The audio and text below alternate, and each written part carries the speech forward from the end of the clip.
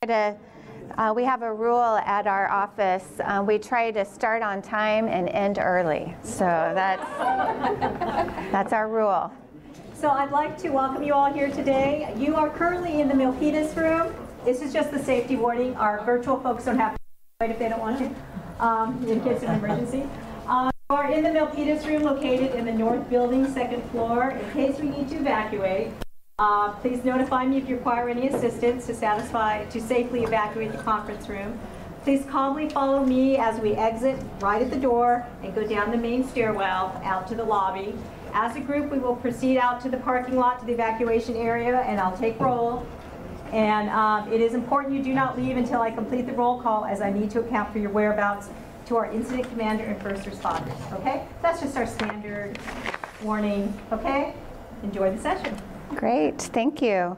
So you are here attending the Inclusive Practices and Continuum of Special Education Services and Programs. So just a quick check, make sure you're in the place that you want to be. And I'm Dr. Mary Ann Dewan. I'm the County Superintendent of Schools for the Santa Clara County Office of Education.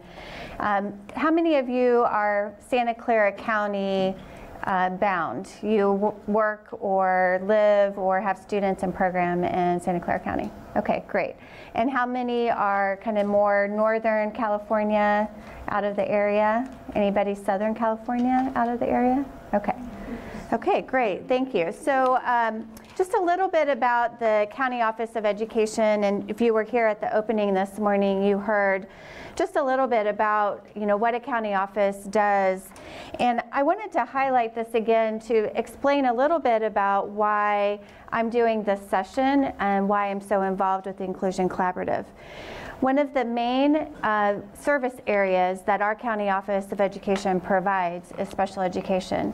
In fact, our largest employee group is our special education staff. Between our teachers, paraprofessionals, school psychologists, counselors, nurses, and other employees, around 1,100 of our 1,600 employees are in our special education department. All of the students we serve are referred by district through an IEP process. And we sometimes lovingly and sometimes negatively refer to the special education programs of the county office as county program. Anybody hear that term? So I'm a transplant to California. I moved here from Indiana about almost 6 years ago now. I'm starting my 6th year here at the County Office of Education. And prior to coming here, in addition to all of my work in school districts, I also did national and international consulting in the areas of leadership, early learning, and in special education. And I had the opportunity to see all kinds of practices for students with disabilities all over the world. What struck me the most about that work was how disparate and diverse special education is within our own country, within our own 50 states, where we're governed by federal law, IDEA. It's fascinating how a student can live in one neighborhood and move maybe across town, across border, into another city or town or school district, and their entire service delivery program be different, be changed. Drive across state, even more so. Go across the country, completely different. Same evaluation instruments, same disability identification, but service delivery and program vastly different. And not surprisingly, outcomes surprisingly different. We're in a world now where the social media and technology tools are really driving a lot of what we're talking about in terms of instruction. Social media is dramatically impacting the lives of our children. We're seeing increases in anxiety, for example, for a lot of young people. But we're also seeing the power of technology tools to help us really personalize instruction and be able to do some differentiated supports for students who have varying needs all across the spectrum.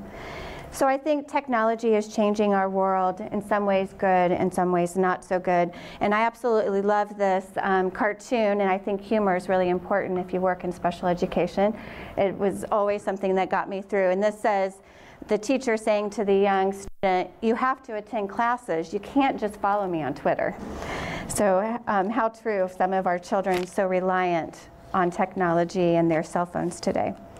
So the purpose of today's session is to really provide some personal and localized rationale for a one coherent system of education. To talk about some policy and practice shifts that I think are really necessary in order for us to fulfill our dream of serving most or all students in more inclusive settings. I want to highlight those things that you have control over. And I want to talk about the study that we've embarked upon in our county, partly to help inform the practitioners here in this room and the leaders in this room who will be a part of that study, but also to serve as an example and a model for other counties of work that I think needs to be undertaken throughout our state. And I think we do have some new opportunity with a new governor coming in. So just to back up a little bit, I think we're okay. So many of you might already be familiar with the statewide task force on special education that was released in 2015. If you're not familiar with it, I encourage you to go to the San Mateo County Office of Education, pull up the full report, and really look at it and talk about it. But the main recommendation from this task force report, which was presented to the State Board of Education, was that we are failing our students in the state of California. And we're failing our students because we have siloed, segregated systems of education. We're operating parallel systems. We are driving our service delivery based on funding models that are antiquated and on credentialing and teacher preparation programs that are antiquated. And their recommendation was that we really need to consider that all students, regardless of ability or disability, are really general education students first, and that all educators are responsible to support all students. And in order to make that happen, we need to look at our systems. Educators, teachers, parents are doing the absolute best they can.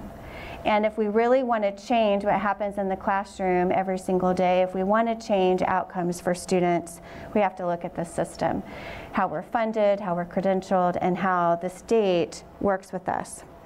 So you're attending the Vision Collaborative Conference. It's great to see such a large audience here this afternoon.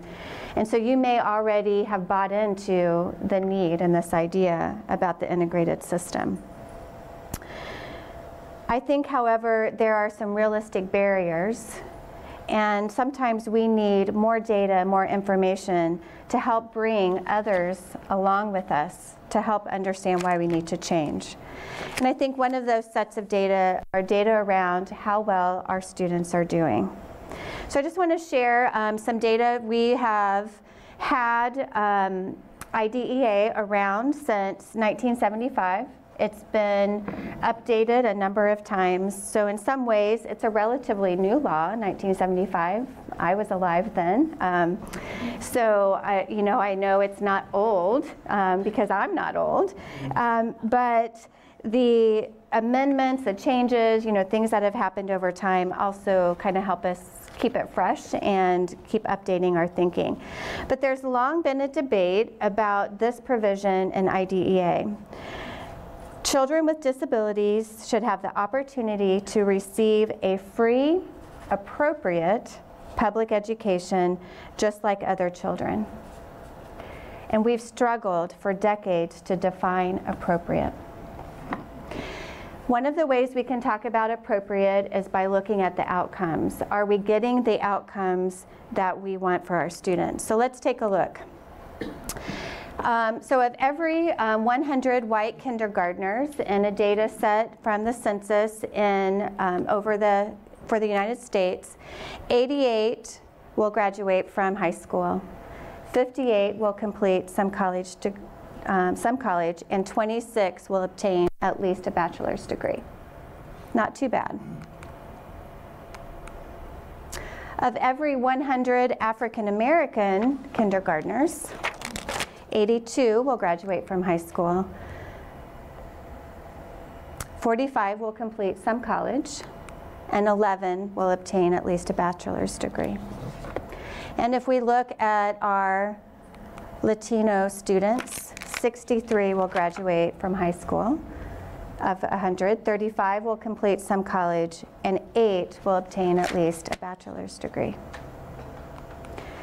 Out of every 100 students in special education, 50 will graduate from high school, and 7 will obtain at least a bachelor's degree. Of those 100 kindergartners who are in special education, find that most students with an IEP, most students who are identified as having a disability of some sort or another, demonstrate average or above average on measures of intelligence, just like their peers. So they have a barrier, they have an obstacle, they have a need, but their intellectual capabilities are on par with their peers. So I wanted to show a little bit about data in Santa Clara County. So Santa Clara County, we would have in 2016 about 19,000 students who were identified with an IEP in our data set. Of those, 16,839 were coded as having received a regular high school diploma. About 19 were receiving an adult ed high school diploma, 121 a certificate of completion, 10 were GED completers, 693 were still enrolled, so taking advantage of older programs, postgraduate programs, and then 1,107 were dropouts. I think that number's too high. Why would 1,107 students with an IEP drop out of school? They're eligible for services until they're 24. We are funded and mandated by state and federal law to serve them. What are we getting wrong that we have any students with disabilities who leave school? So about 5.8% of the students in Santa Clara County with disabilities drop out of school and leave us. I wanted to share a couple of handouts and some additional resources to put more context outside of Santa Clara County.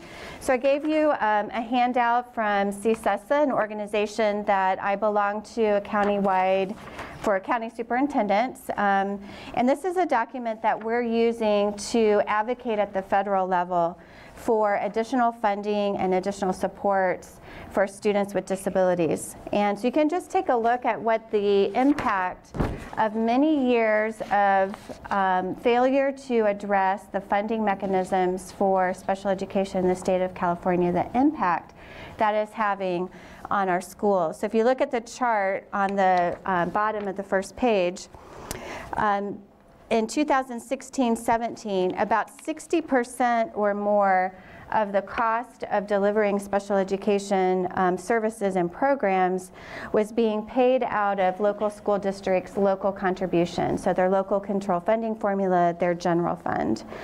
Notice that the state contribution for special education services and programs is on the decline, even when at the state level we're hearing more and more about how they're putting more money into education. And then look how flat the federal contribution is. So I think that's important information, because when we want to tell the story about meeting the needs of our students with disabilities, part of that conversation is that our legislators need to step up and help us do that by providing adequate funding. And I'll also share with you the Stanford report, Getting Down to Facts, that talks about some ideas for how we could revisit finance and governance issues in special education. So in the title of today's presentation, I mentioned the continuum. I talk about that often, and sometimes people say to me, what are you talking about? What is a continuum? So I thought I would take just a few minutes to give a little bit of background about what I mean when I'm talking about a continuum of programs and services, and also a little bit why it matters. So when we're talking about students with disabilities and their eligibility for services, those services can be delivered along a continuum. Sometimes we talk about that continuum as place-based, so general ed up to non-public school, for example. Sometimes we talk about that by the professional, the persons who are delivering the services. So it could be services such as consultation. It can be consultation in collaboration with a resource room setting. It could be just, pull out services in a resource room with a special teacher, special education teacher, more considered supplementary. It can be a co-teaching service where special ed and general ed teachers are delivering the service together in collaboration. It can be a special class service, which can be a placement, and it can also be a service placement within another setting. So you can do special class services in a resource room or in a general ed setting. And then, of course, on the continuum, you have lots of opportunities for related services and additional services. So why that matters is that this continuum of services, when we talk about it most frequently at IEP meetings and elsewhere, we almost always talk about the place. We rarely talk about the services, the quality of the program, the types of instructional services and needs. So I want to advocate as part of our conversation today, part of our thinking and the study that we're doing, that really special education is supposed to be specially designed instruction. And it's supposed to be specially designed instruction that will deliver an outcome for students that help them be educated on par with their peers. So specialized instruction means adapting as appropriate things that you learn through Universal Design for Learning, such as content, methodology. It's really still meeting the educational standards and figuring out how to apply those to all students. And I just want to share a little example here. About 15 years ago, when I was director of special education in a school district, not in California, we were working on specially designed instruction for students with moderate and severe disabilities. And we went through a whole textbook adoption. We developed a whole continuum of curriculum anchored on the general ed standards. And we took all of the English language arts, math, science, and social studies standards, and we said, well, what would that look like at kindergarten if you have a mild or moderate disability? And then what are the materials that a teacher might need to help introduce those concepts to students? And what's happening in a general ed classroom at that time that students with mild, moderate, or severe disabilities could also participate in. And we developed an integrated curriculum that we were able to deliver for moderate and severely disabled on a general ed campus in a regular school in a regular classroom. Very powerful experience. And it's amazing how similar the answers to those questions were. How similar it was. What would a student with a moderate or severe disability need to know and be able to do if they were to access the English language arts standards of a regular kindergarten student? And then what could be done in a general ed setting together with their general ed peers? And I think part of the power of that was we were able to build on the strengths that the students brought. And the teachers felt so much more empowered and less segregated from their own teaching partners. And there were lots of materials that they were able to share with each other. So characteristics of specially designed instruction that I think are really important. One is the focus. If you're really doing specially designed instruction, your focus is on eliminating or mitigating the impact of disability. So it's not focusing on the disability, it's focusing on the student's strengths, the supports, the types of learnings that that student may need to have, so the impact of the disability is lessened. And it's designed specifically for an individual student based on that student's individualized profile. I think it's very similar to what we're talking about for many general ed and gifted students when we hear the national move towards personalized learning and personalized instruction. I think that we can ensure specially designed instruction when we can rely on classroom teachers to have intentionally and purposefully planned to match instruction of the students with disabilities in their classrooms to all of these things. And I think UDL is a powerful mechanism to make that happen. So why all this information, and how does it impact the continuum of services? So as you know, IDEA requires that students be served in the least restrictive environment, and that they be with non-disabled students, and I think this is powerful, to the maximum extent. Not the minimum, not just recess, not just lunch, the maximum. And that specially designed instruction and supplementary services can be provided in any setting, including the general ed setting, including regular class. IDEA requires that all students receive that free, appropriate public education, and my challenge to all of you and to the team of stakeholders who are working with us on our study of the continuum is to redefine our mindset around appropriate and update it to 2018 values and beliefs around students with disabilities, inclusive practice, welcoming environment, and strengths-based approach. The evidence is really clear if you look at brain science and some of the other research and evidence that's occurred over time, that students with disabilities can achieve with their peers. Many, most can. And I would offer one other update. So 2015, and the study, the One Coherent System, there's still a lot of really valuable information there. But I would offer a 2018 update to that and say children with disabilities aren't general education students first.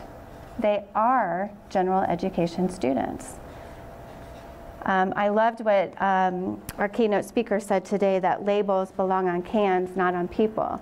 Why are we labeling students, general ed, special ed? They're students. They're funded in California as general ed students. All students, we receive ADA and funding per student, all students.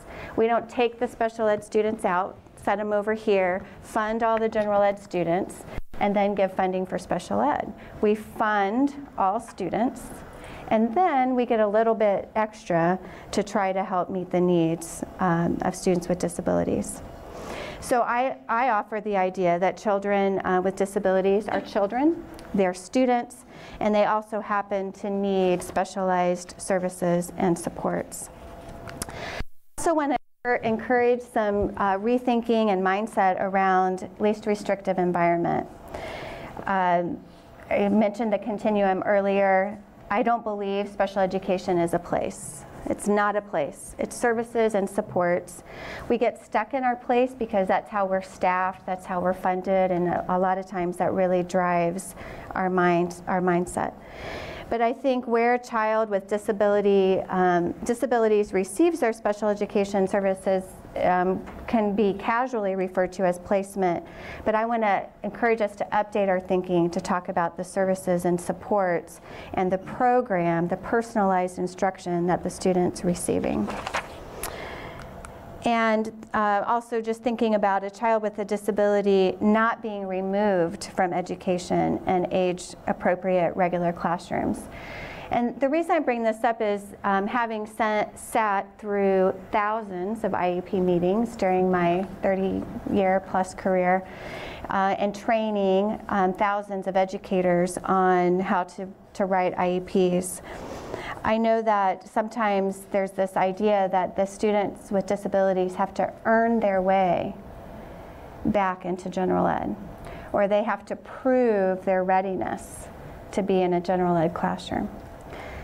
And my point is, no, they don't.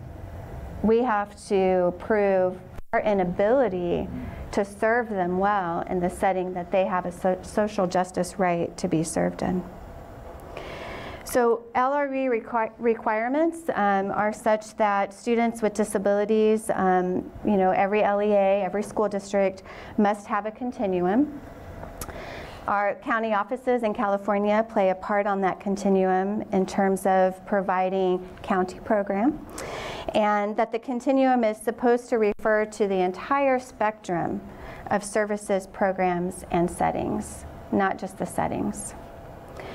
And I would also remind all of us that decisions are supposed to be made on the student's unique needs and the IEP, not administrative convenience, disability program label, or allocation of funds. I'm familiar with some settings where, the Office of Civil Rights, had to come in, and what was happening in this particular setting was that English language learners were being referred for evaluation to special education because their language abilities were not on par with their peers. And the belief, the value system was that the only place to get help was special ed. And that strikes me that it's a little bit, again, about the allocation of funds. And once we start putting labels on students and using labels to drive how we serve them, then we find ourselves in trouble and difficulties. So each public agency must ensure, to the maximum extent appropriate, children with disabilities are educated with children who are non-disabled. And special classes, separate schooling, or other removal of children with disabilities from the regular education environment occurs only if the nature or severity of the disability, education, and regular classes with the use of supplementary aids and services cannot be achieved satisfactorily.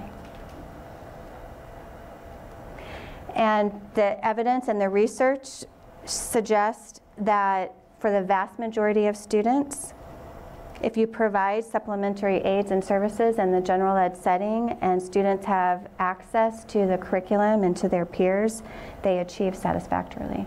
The outcomes are significantly better for students in those settings than students who are served in a segregated or separate classroom, even if they have access to the same curriculum.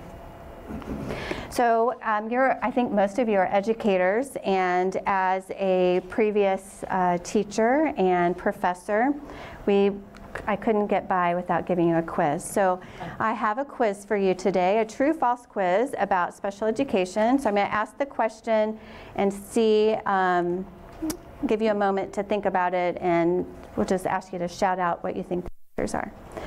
So the question is, the most important variable a student learns is their IQ score, or their IQ. What do you think? Everybody agree false? Okay, great. You're on track for an A+. It is false.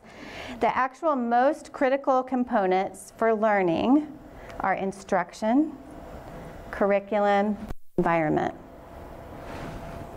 And sometimes when I do these trainings for teachers and for principals who are trying to be instructional leaders, I actually say instruction, instruction, instruction. Because really special education is education. It's supposed to be instruction, and the main driver of learning is instruction. Okay, next question. Grouping children for instruction based on student characteristics such as their disability status or maybe their learning style, the way they process information, results in enhanced performance for students. False. It is false.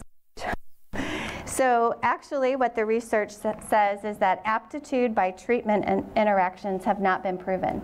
So study after study, when we try to apply, well, let's group all the kids by style, or let's put all the LD kids together, or let's put all the ED kids together, those treatment interactions over and over to be ineffective, and actually worsens disability and causes the impact of the disability to be more severe.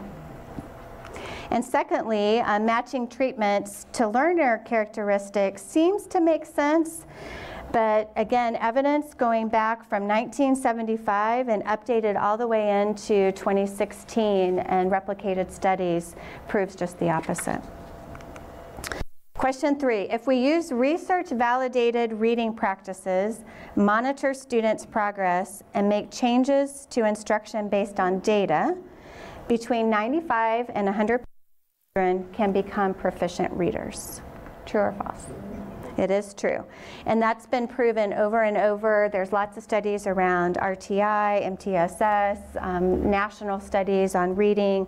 The Texas centers, Florida centers have that information, and also UDL has helped validate those findings. Got 100% so far. Okay, question 4, the use of research-validated practices is the most important variable in whether individual intervention plans are successful. True or false? Okay, we have an A+ student up here in the front. So it is both false and true. So there are two keys to this. Is that one, research-validated practices really are our best shot. But there are lots of variables. Fidelity of delivering the research-validated, the level of training, the mindset of the teacher, the mindset of the parents and their belief. I did the other night to school board members, and we were talking about hope.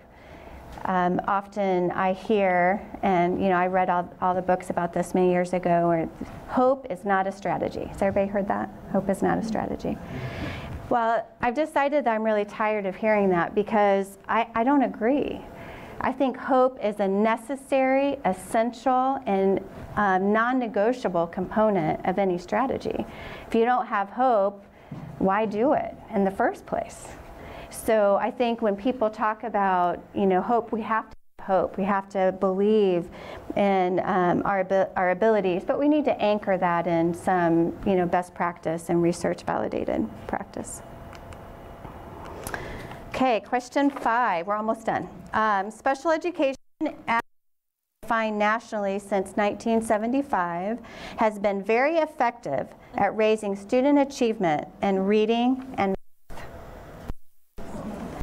It really is false. There are a few isolated studies that showed it through some brain research, very targeted interventions with certain kind of mechanisms of fidelity, intensity, extended learning time. There are a few examples of that, but the national evidence is false.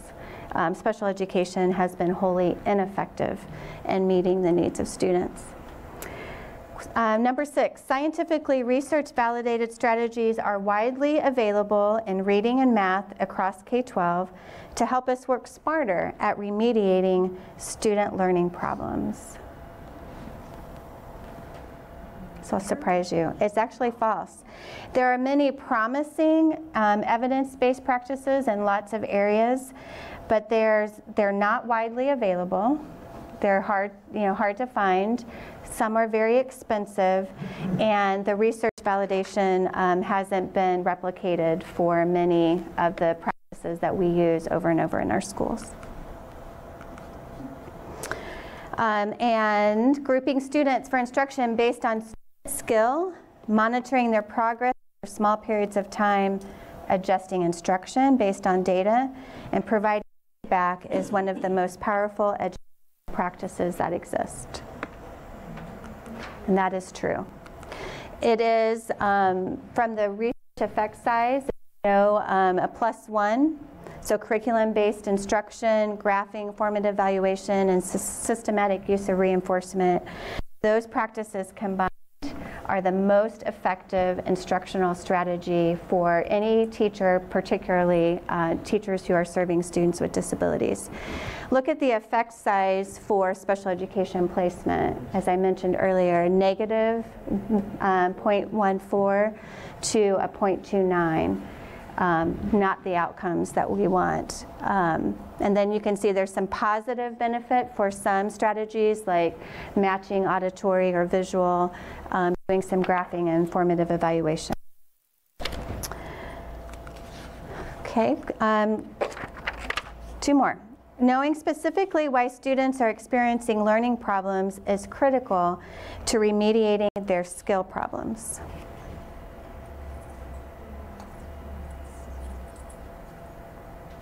It's true. It's true. Not all students with the same performance deficits have the same learning need. I remember one student that we were trying really hard to remediate in reading, identified as learning disabled, 3rd grade, not reading, had been in special education since he was in kindergarten. I'd passed the school-based screenings, over and over again. Vision, hearing, everything seemed to be fine. Finally, middle of 3rd grade, just on a lark, we said, maybe just get a more thorough vision exam. And we found out the student had a very significant astigmatism and a genetic eye disease that he was born with.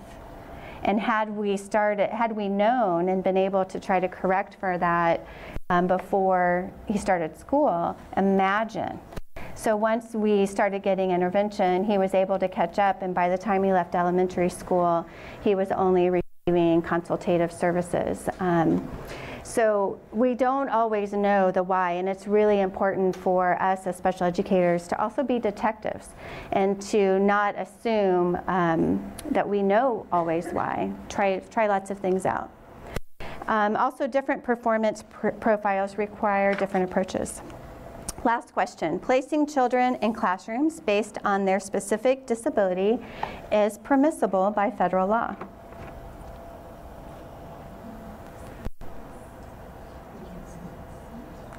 It is false, false, false, false.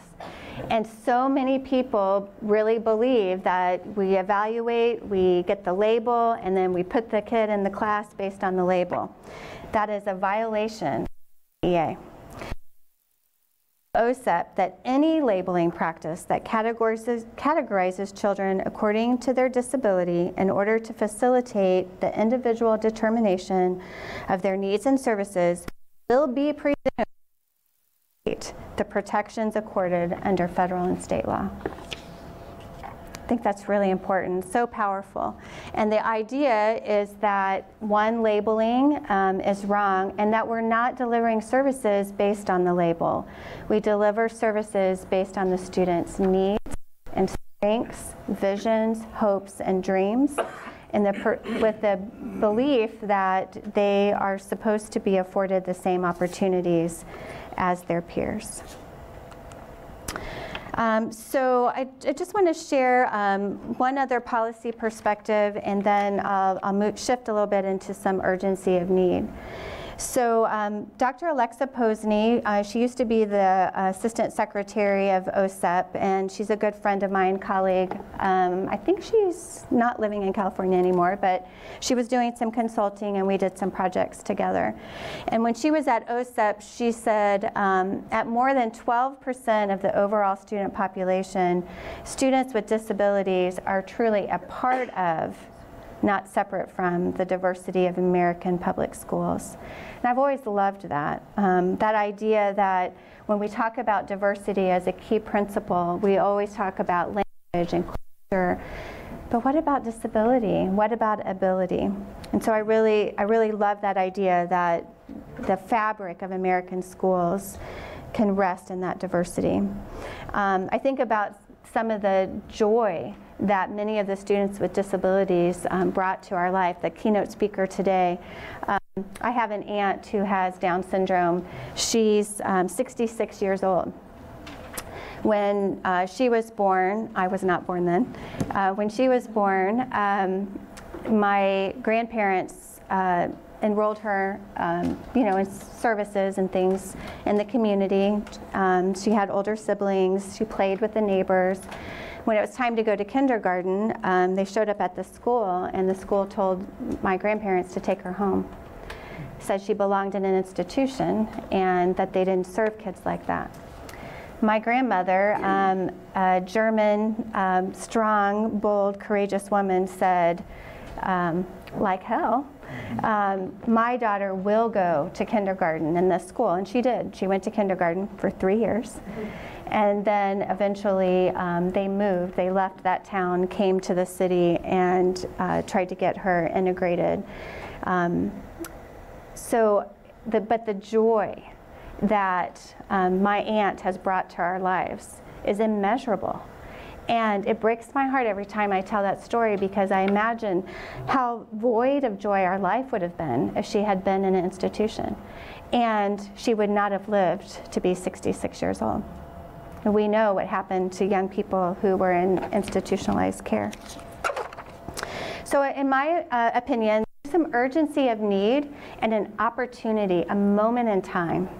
I loved what Senator Bell said this morning about we have a new governor, and we all think it's going to be Gavin. So we're so hopeful that having a governor who himself has a disability may help really drive some change and really help us get to systemic coherence, supportive and responsive learning environments, and high quality learning opportunities.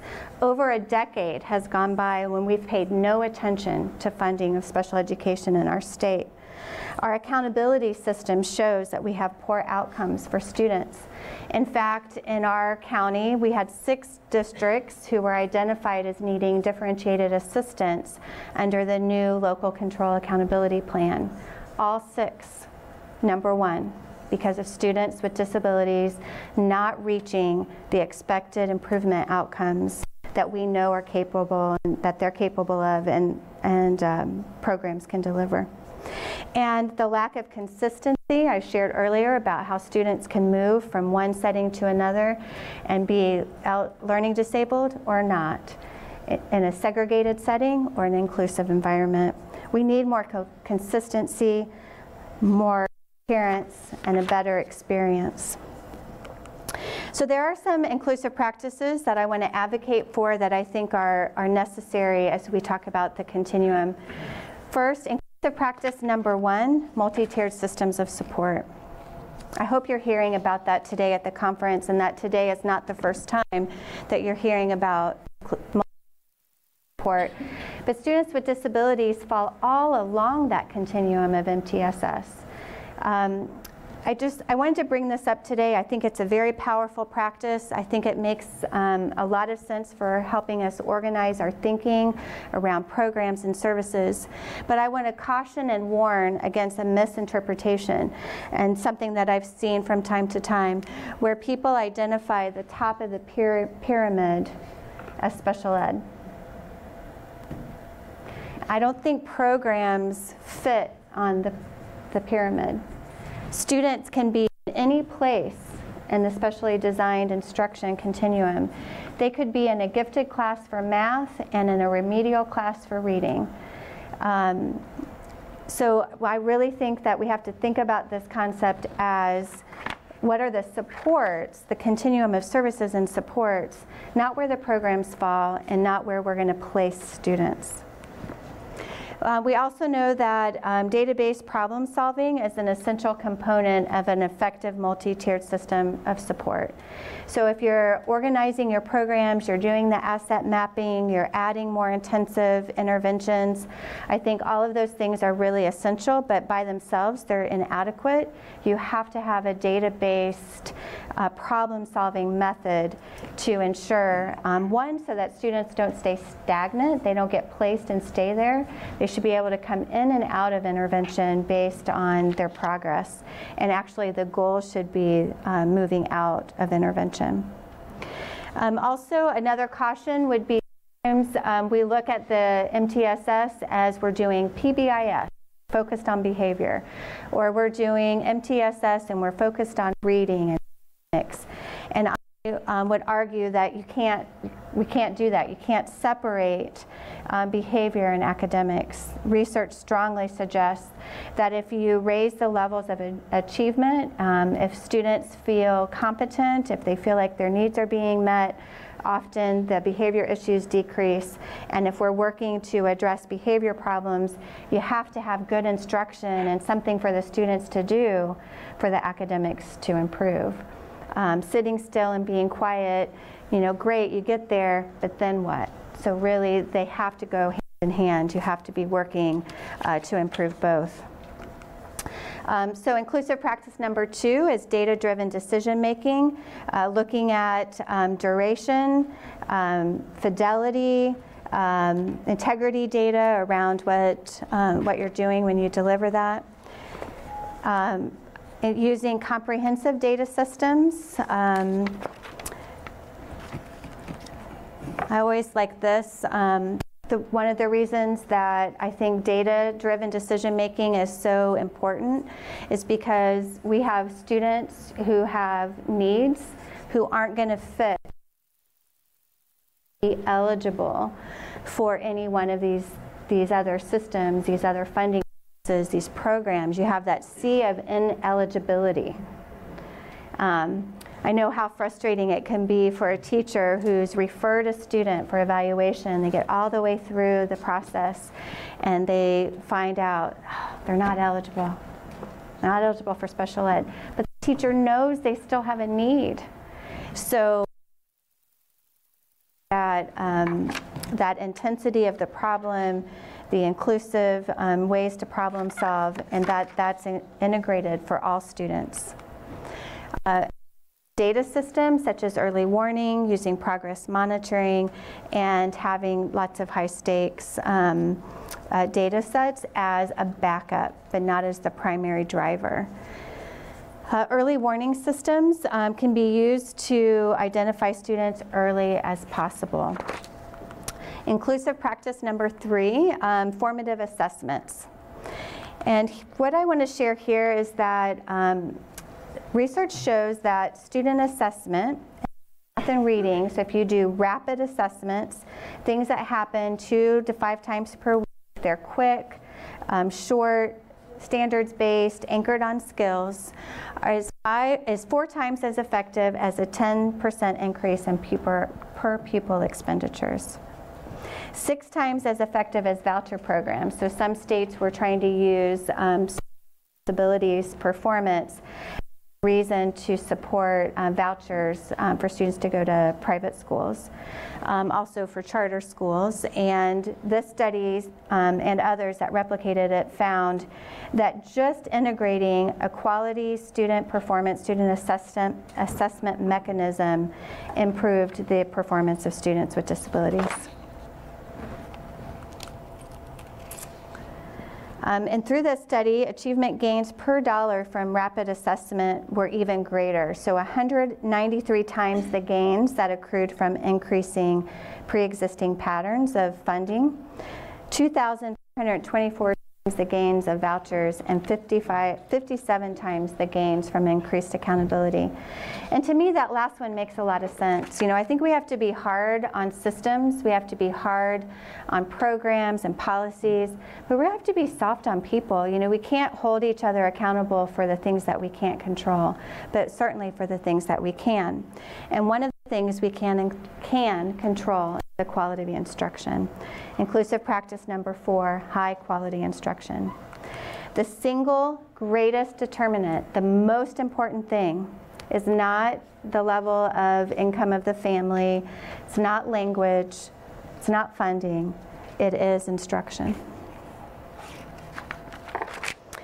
Powerful instruction, these are some of the components. More instructional time is something we can change. Smaller instructional groups, more precisely targeted at the student's right level, clearer and more detailed expectations, systematic instructional sequences, really planned instruction, guided practice, and opportunities for error correction and feedback.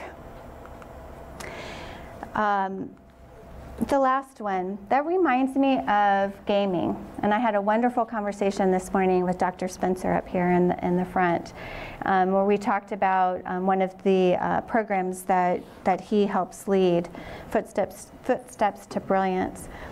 And part of the mechanism of that is around ideas from gaming. And when kids, you know, I've had students with disabilities who are like master gamers, they're expert.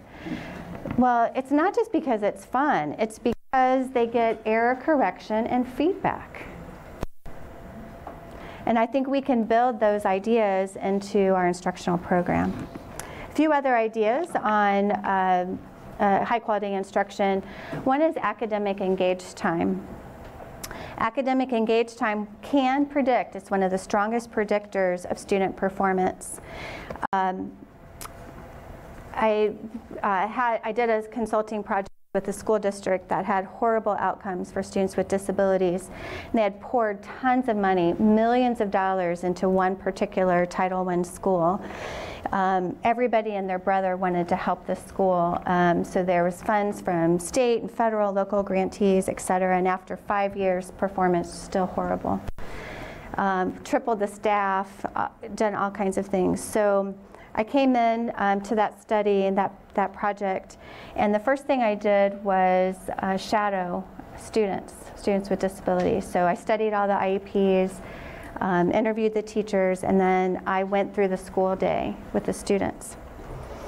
And what I found over and over again is that the students with disabilities were having a wonderful time at school. They were engaged, they had wonderful, friendly conversations with their adult providers, but their academic engaged time was less than 20% of the school day.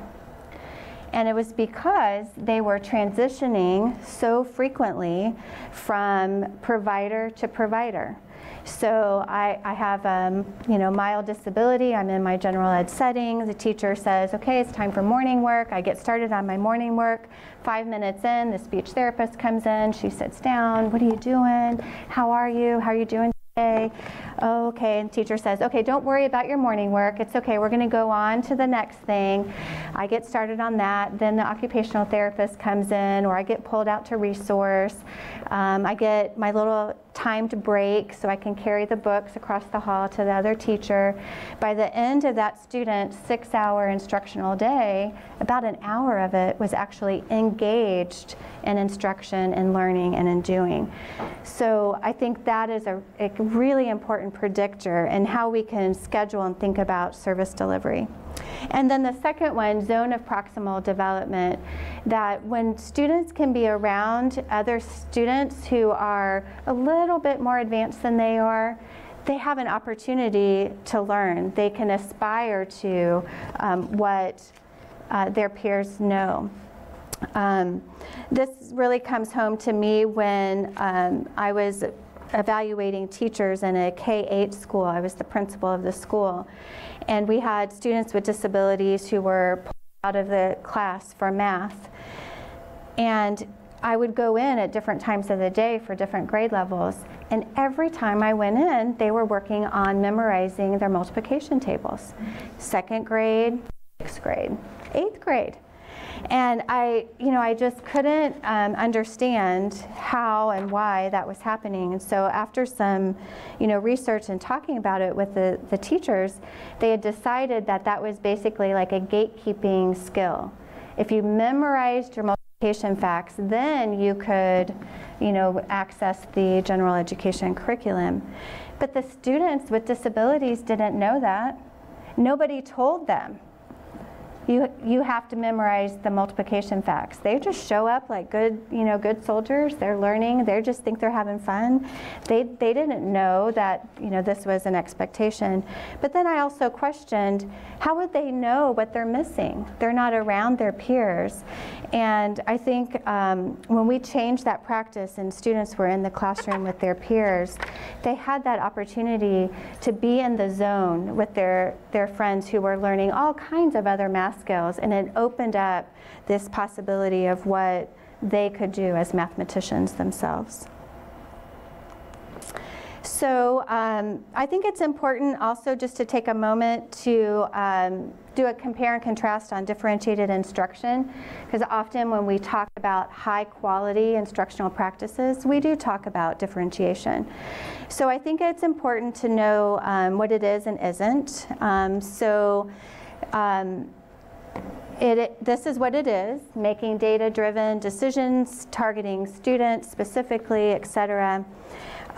It's not using only a plan-teach model. It's not providing a one-size-fits-all framework. It's not teaching without making adjustments, and it's not forming fixed ability groups. You can have fluid ability groups, standards-based or short-term skill-based groups, but not fixed.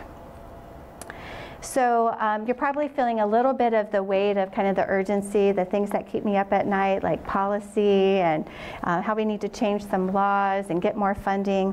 And so I recognize that what I've given all of you today could be characterized as mission impossible. So your assignment, should you choose to accept it, is to increase educational standards for our students with disabilities while support services dwindle. So we know we're probably on the horizon also for an economic downturn.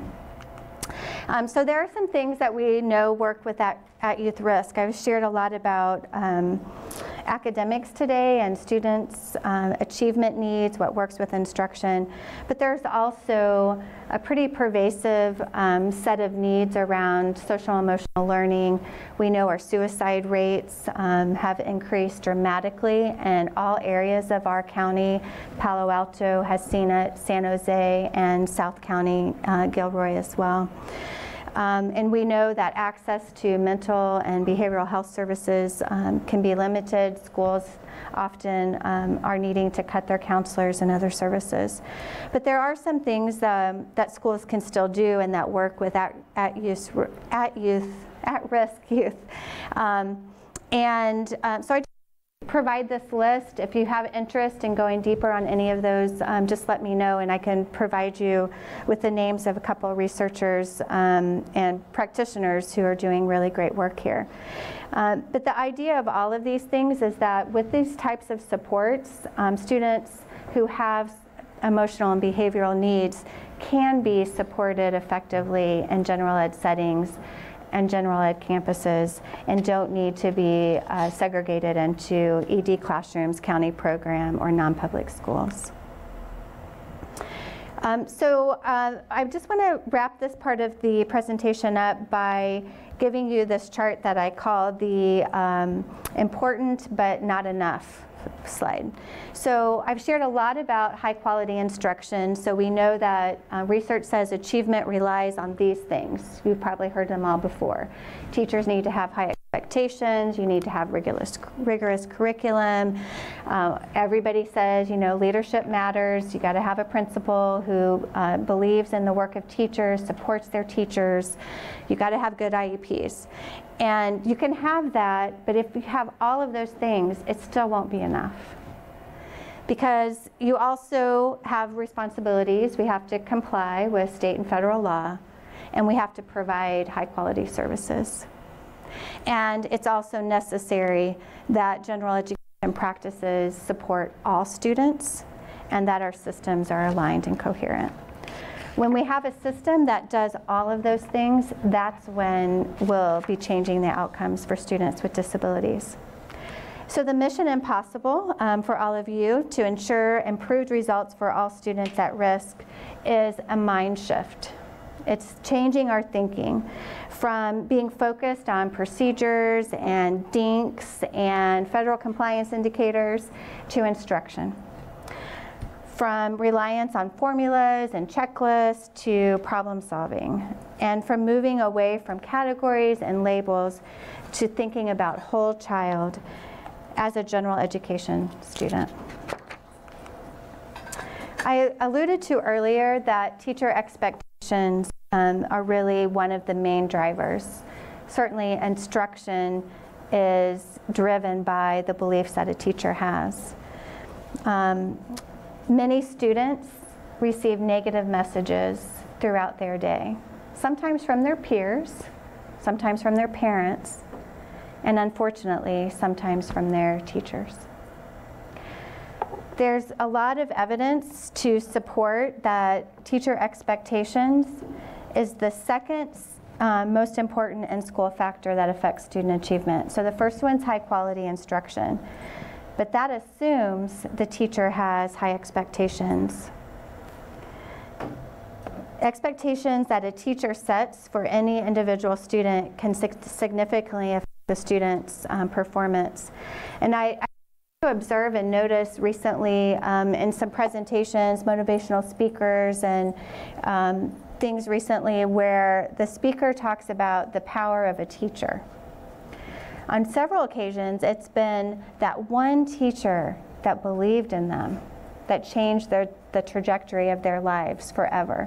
The student who was in and out of jail, who, got in trouble at home, was a runaway, and all those kinds of things. And he had one teacher that said, "Man, you're talented. You are so smart. What are you doing with your life?" Wow, somebody believed in him and it changed. But I've also heard the stories of kids who said, "My teachers don't believe in me. They don't think I can do it." And people who tell me, I dropped out of college because people said, "You're never going to make it in college. You're not college material." I know the evidence is clear from the research, but I also know it anecdotally, and you probably hear those stories as well. And I think the risk for all of us is that we don't know it in the moment.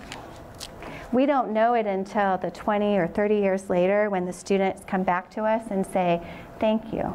Thank you for changing my life. Thank you for what you did." And so we have to do it for each other. We have to remind each other every day of the difference that we can make. And that sometimes we have to be actresses and actors. Like, the students don't really need to know what we really think. We should be modeling and acting and really demonstrating our belief in their value, even if we might not be quite sure ourselves yet. Because I bet they'll rise to that expectation and achieve beyond our expectations. So today's relentless consistency is tomorrow's innovation. And tomorrow's innovation is the next day's relentless consistency. So Michael Fullen tells this, and it's partly based on a medical model and the idea of hand washing. So many, many decades ago, doctors, nurses did not wash their hands. Can you believe that? They didn't.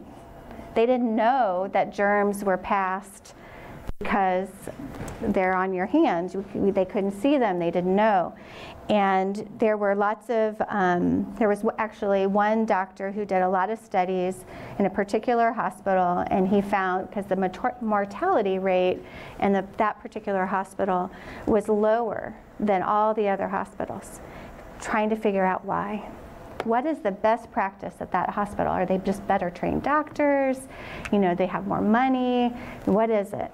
And what he found was that the doctors, some of them probably a little obsessive compulsive, not by knowledge, but just by habit, were hand washing a lot. And so they applied this theory to the other hospitals. Well, what if we step up our hand washing protocol? Will we see a decrease in mortality rate? And they did. And then they replicated that at other hospitals. And that became an innovation. And now that relentless consistency is a part of all the training, all the protocols for every practitioner in the medical field. And on a sad note, today I was listening to NPR and I heard a story about a particular rehab center where they've had a large number of deaths of children with disabilities, significant health problems. And they have found that the reason that this particular germ that's so dangerous to medically fragile students has passed and has taken so many lives is because the practitioners are not hand washing. So relentless consistency. When we know something works, We have to commit to it as a daily discipline, as a core component of our practice. And I think there are things in your practice every day. Sometimes we don't, enjoy discipline. It gets boring. Your hands get raw from, the hand washing or whatever the practice might be. But that consistency can change a student's lives. So I believe that we can develop systems, policies, procedures, and practices that lead to improved outcomes for all students. It's a matter of will, not skill. We know what to do. It's not about money. It is about systems and how we shake up the bureaucracy. So I have a dream. I have a dream that every day when teachers and principals and parents are getting together and talking about decisions that they're going to make, that they're making it through a student's first lens, that they're throwing out the practices that they know interfere with learning, and they're embracing the ones that they know can work. Looking at policies around grouping, discipline, grading. And are we focused on a one system for all students, how we can be more integrated? Because what we know for sure is that we're aligned perfectly to get the results we're getting. If we don't like the results, we have to change our alignment. So I started earlier today with the 3 constants. There are 3 constants. There are 3 things that I can guarantee. One is change is going to happen. Things will change. There are principles that are inherent in the way that you think about your work, and we all have choice. If we make choices based on our principles, we can handle any change that comes our way, and we can drive the change that we want to see. That's why we're doing a Continuum of Services in Santa Clara County study.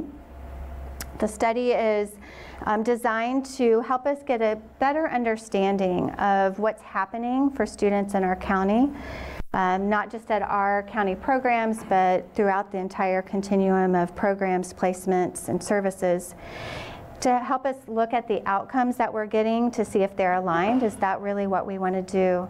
And what would it take to have us achieve our dream of more inclusive practice? We've started in phase 1 where we've compiled some data. We are looking at the asset map for our county, and we've started looking at providers, categories, and data. We're also looking at the equity reports on the California data dashboards. In November, we're going to start phase 2 where we kick off some meetings with some representatives who are serving on our task force.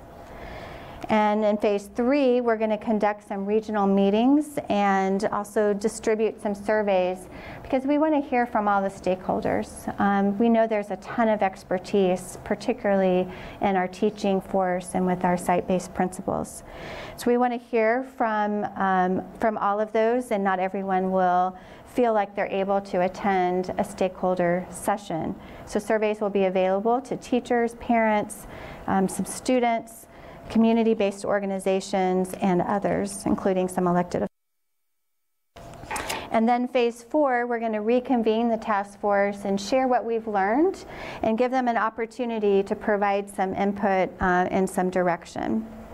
And to anchor our work, we're going to make sure that all the members of the task force have access and are solidly grounded in some resources that we think will help drive and accelerate our conversations around inclusive practice. Some I've already mentioned, such as the report of the task force, but there are others, the quality standards report. And if you're interested in any of these studies, we will provide the links to you. So I wanted to take a moment and just ask Anna Marie Villalobos to come and join me up here at the front. Anna Marie is the Director of Special Education Projects who is leading the study for us in our county.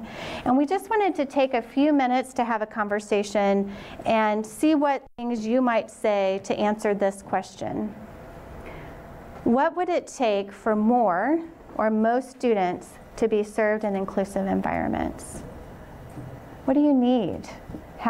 What could we do So take a moment to think about that, and then we'd like to encourage some shout outs so that we can record some of your thoughts as we get started on our study. Staff. Okay, great. More staff, maybe even better trained in some cases. You know, I hear a lot from teachers about they love having the paraprofessionals, but there's no time to really train to the level they'd like to. Other things. Yeah? More frequent but shorter assessments. Excellent. I love, good listener. There's some nice interim assessments available through the SBAC that I hope will become more available throughout to all the districts too. Others, yeah? More time to plan for that really detailed instruction with lots of different. Yeah, really thinking about the instructional day and the teacher day and how do we support that so you have time together and also time to plan. Yeah. I think changing people's mind and, changing the way they think, because what you said earlier was really, you said something about a student, he can be in a math, in an advanced math, and he can be in remedial. But in my situations, they say he can be, he can't be in an advanced math. If he's in advanced math, that means he has to exit from special ed.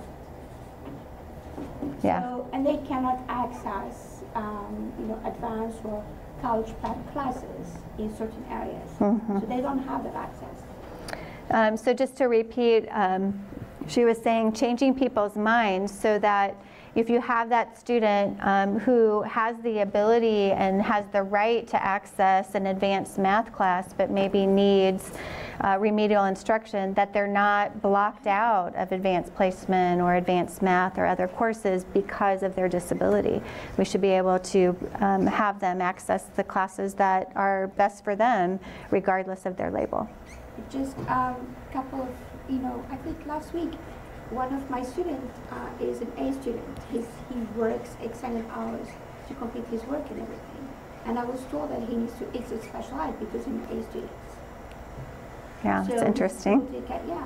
So she was saying that she has a student who's earning A's, and she was told that if he's earning A's, then he doesn't need special education. He should be exited. And that would be a really wonderful long conversation we should have about eligibility and what services and supports really mean. So, great. We'll take a couple more. Yeah. I love the idea of getting stakeholder input, but I think at some point someone or a group of people need to have sort of the courage to take the backlash of just changing the system and just owning that because it's better for kids and just taking whatever comes back at them in form of unhappy people. Yeah, I really love that. I think having the courage to drive the change we want to see. And I do believe in that, and some of my staff will validate that what I say about it is we can have high expectation and really drive high levels and rapid change if we can provide high levels of support to make that really work and be effective. Yeah. The research is there that inclusive environments improve performance, but I'm not convinced that that knowledge is really known in instructional leadership programs, in teaching programs. It's almost a secret we all know. How do we build that knowledge to all educators? Yeah, that's a really important point, and I think that's especially true in California. In other states that I go to, it's an integrated part of principal preparation programs, and they have tons of training about their responsibilities to students with disabilities for oversight, for achievement gains, et cetera. But in California, you don't see it very much. We're trying to change that with our program that we do here in our LEAP program, but that's an excellent observation. We have time for one or two more.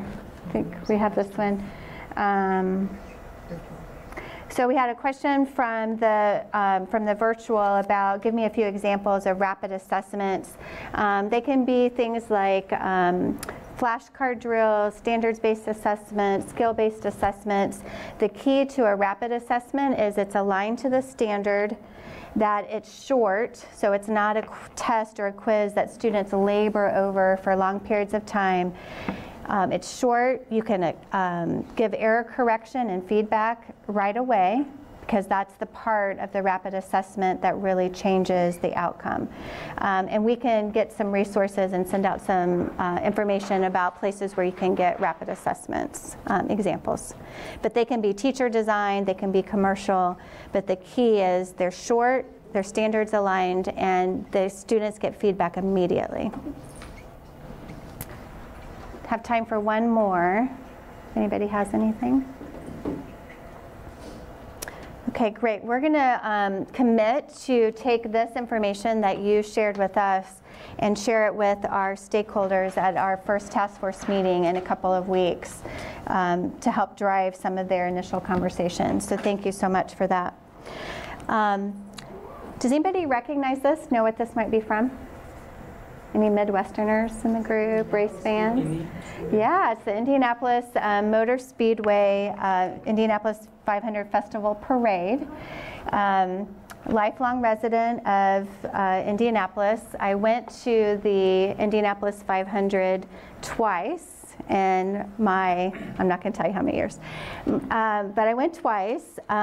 Once when I was hosting an exchange teacher from China who was living with us for a couple of years and teaching Chinese, Mandarin in our schools. And she had heard about the Indianapolis 500, so she wanted to go. So we got tickets for her to go, and I went with her.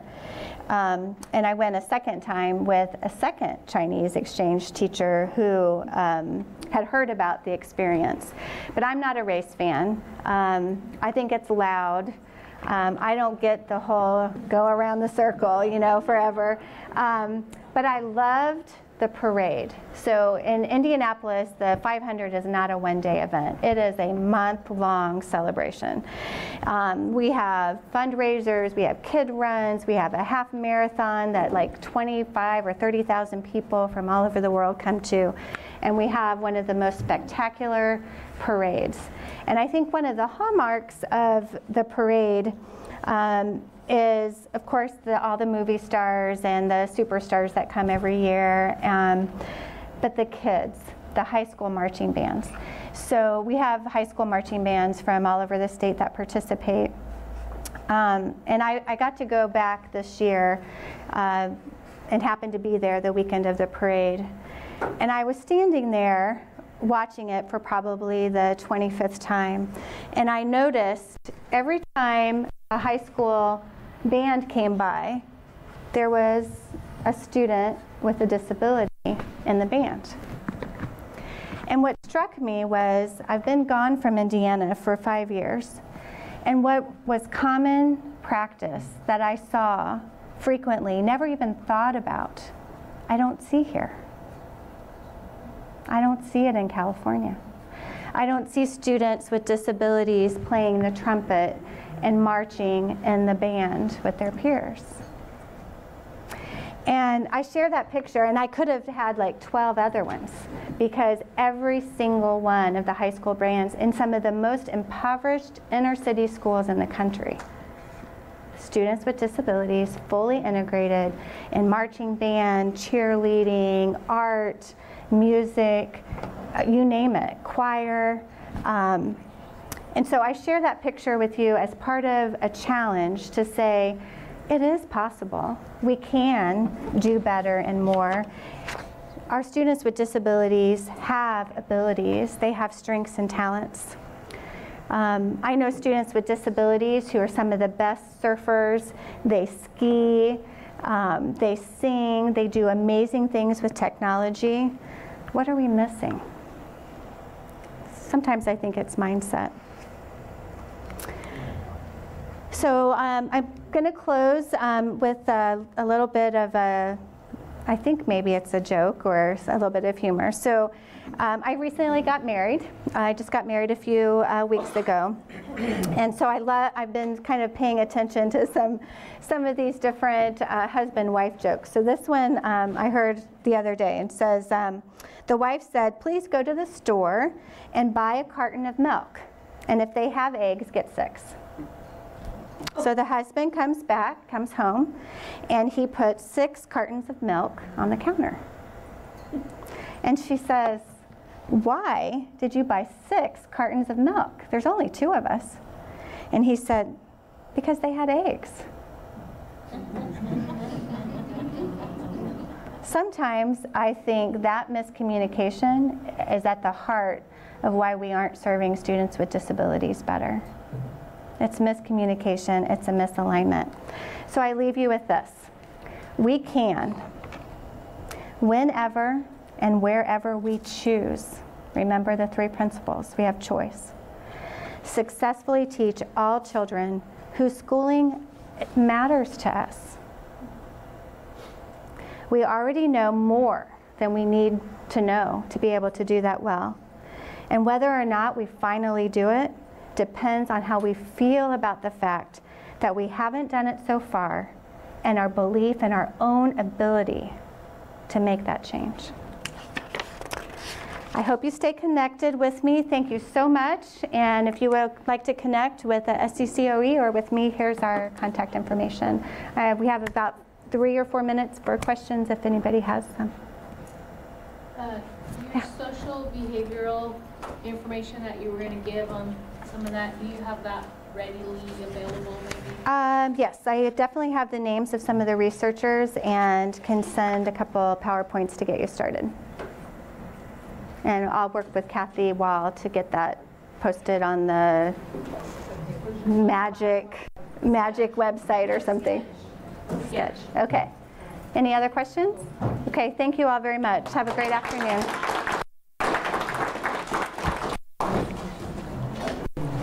I have to tell you,